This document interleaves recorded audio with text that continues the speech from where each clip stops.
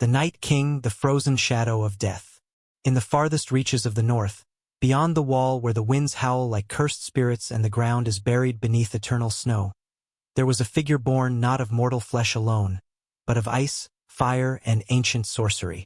He was called the Night King, the first of the White Walkers, the leader of the dead, the silent terror whose name was whispered only in fear. Long before the wars of kings and queens, before the Iron Throne became the obsession of Westeros, he was created by the children of the forest. They pressed a dragonglass dagger into his chest, binding his soul to darkness, turning a man into something far more terrible. A creature who would never die, who would never forget, and who would never forgive. From that moment he was no longer human. His eyes, glowing like twin blue stars, pierced the night, and his heart turned to ice. The Night King became more than a legend. He was a storm given flesh. He raised armies not by forging alliances, but by conquering death itself. Every man, woman, or child who fell before his march would rise again as one of his whites, loyal only to him. No fortress could protect against him, no army could stand without trembling, for even the strongest warrior feared the moment his fallen comrades would rise as enemies. He marched with patience for centuries, waiting, watching. His battles were not for glory, but for silence, the silence of a world without the living. The first whispers of his power came when entire villages vanished overnight, their fires extinguished, their bones never found. Then came the wildlings who dared to cross his path. Brave men and women, hardened by the cruelty of the North, stood against him. But courage means nothing against death. The Night King's hand rose, and the fallen stood again, turning brother against brother. He fought at Hardhome, where Jon Snow himself saw the true terror of his strength.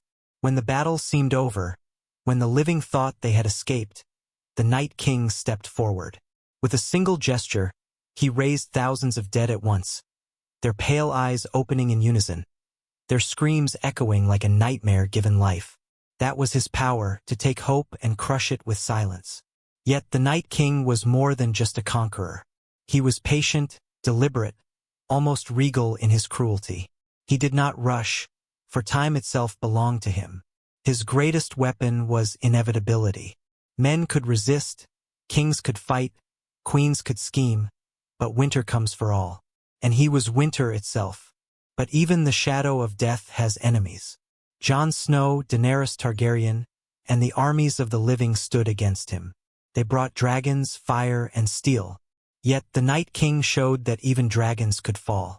With his ice spear, he struck down Viserion, turning the beast into his own weapon, a dragon of frost and death. The sight of the undead dragon, wings torn yet powerful, was enough to break the spirit of many. The wall, which had stood for thousands of years, crumbled beneath his power. And with it, hope crumbled too. Still, the Night King did not speak. He never uttered a single word, for he did not need to. His silence was his language, his gaze more terrifying than any roar. In him lived the certainty of death, the cold truth that no kingdom lasts forever, no man lives forever, and no fire can burn without eventually fading. At last came the final battle at Winterfell. The night was endless. The dead rose in waves, and despair suffocated the hearts of the living. The Night King himself strode into the battlefield, calm, unstoppable, untouchable. He faced Dragonfire and walked through it as if it were nothing. He entered the Godswood to claim Bran Stark, the three-eyed raven, the memory of the world. For the Night King sought not just victory but oblivion, an end to all memory, all history, all life. And yet, in that frozen moment, destiny intervened. Arya Stark, swift as shadow, leapt through the night. The Night King turned, his hand gripping her throat. The end of all things seconds away. But with a flick of her wrist, the dagger of Valyrian steel pierced his heart, the same place where his curse had begun. The Night King shattered into ice, and with him his army collapsed. The dead fell silent once more, not to rise again.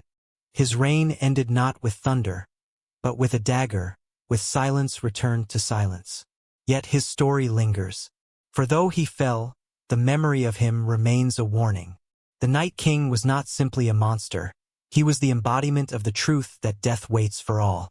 He was inevitability given form, the reminder that winter always comes, and that in the face of it, the living must stand together or perish alone. The Night King, the frozen shadow of death, walked the world for thousands of years. His silence still echoes, carried by the cold winds of the north, whispering to all who listen, "Remember me, for I am the end you cannot escape."